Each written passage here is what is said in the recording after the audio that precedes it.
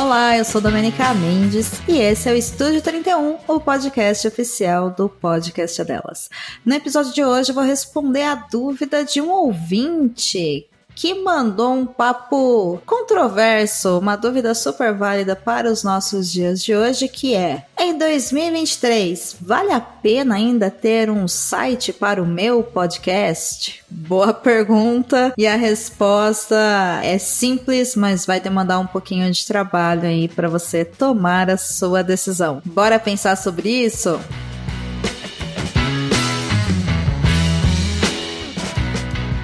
Como tudo, existem vantagens e desvantagens quando você vai tomar esse tipo de decisão para o seu projeto. Mas uma coisa é fato: antigamente nós precisávamos de um site para distribuir os nossos podcasts porque era mais fácil a atualização do feed RSS através dos plugins, principalmente da Blubrry, através do WordPress. Então, se hoje você utiliza algum servidor de hospedagem para podcasts, como o Spotify for Podcasters, que é o antigo Anchor, ou a Spreaker, que é aí a minha favoritinha, quem me conhece sabe, ou qualquer outro serviço de hospedagem de podcast, você não precisa mais de um site.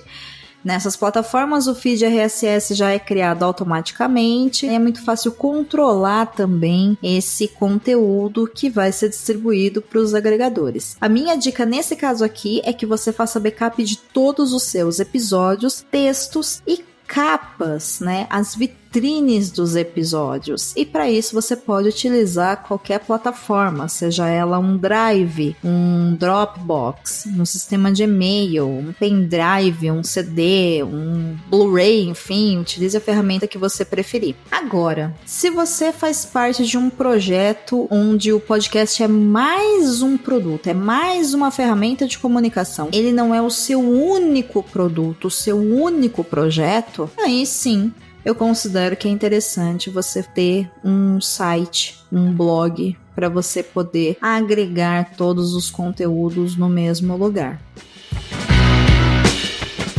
Para explicar melhor, eu vou utilizar o exemplo do próprio site do O Podcast Delas, que começou como uma rede de podcasts para que mulheres pudessem publicar os seus podcasts em uma época onde os servidores de podcast não tinham opção de plano gratuito. Então, nós temos lá vários programas que ficam hospedados no nosso servidor. Além desse espaço para a criação dos posts e divulgação desses episódios e também a possibilidade de quem estiver ouvindo, da pessoa ouvinte, dar o play no próprio site do projeto Podcast Delas, dentro desse projeto eu também tenho um espaço separado para que vocês possam acompanhar o funcionamento da campanha O Podcast Delas, que acontece uma vez ao ano. Então, todas as etapas, a inscrição, o acompanhamento, a divulgação dos participantes estão todos lá dentro do site. E além disso, o site também tem a ferramenta Cadastro de Podcasters, que é uma ferramenta de busca de perfis de mulheres que querem fazer podcasts ou que já fazem podcast no Brasil e que aceitam convites para participar de qualquer outro podcast, a depender aí do tema e das condições de gravação. Essa ferramenta é a nossa menina dos olhos e ela é uma ferramenta muito ágil e prática para que você encontre podcasters para chamar para sua gravação. Para isso, eu precisava de um lugar fora do podcast para lançar, então o site foi a melhor alternativa. Agora, se eu tivesse apenas o Estúdio 31, eu não precisaria de um site, eu poderia simplesmente continuar publicando ele e ele chegaria até você.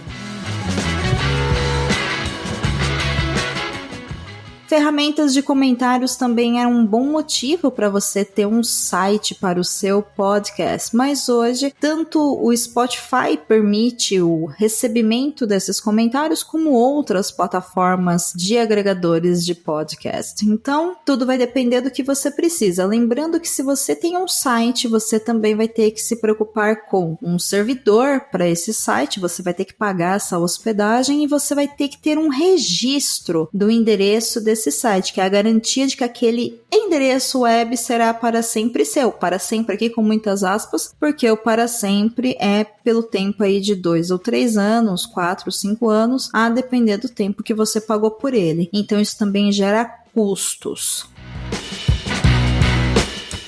Para resumir, se você só tem um podcast ou vários e você utiliza um servidor de hospedagem para áudio, para podcast, você não precisa de um site. Se você vai integrar esse podcast como mais uma ferramenta ou como seu carro-chefe, mas você trabalha com outros conteúdos, como imagens e textos, aí sim compensa você ter o seu próprio site. Tá bom? Espero ter te ajudado, espero que você tenha muito sucesso com o seu programa. E se você tem alguma ideia a respeito dessa discussão, se você quiser trocar figurinha ou me mandar alguma dúvida, é só deixar um comentário, pode ser aqui mesmo, através da ferramenta do Spotify, como eu disse, ou no próprio site, o podcastdelas.com.br, é só achar o post desse episódio e deixar lá o seu comentário. Se preferir, me segue nas redes sociais em Domenica_Mendes, no Twitter e no Instagram. Também estou no Blue Sky, é só me procurar por Domenica Mendes. O endereço é Domenica e o restante da rede social. Ou, se você preferir, através das redes sociais do projeto O Podcast Delas, que é @o podcast delas, no Twitter e no Instagram. Eu espero você pro próximo episódio e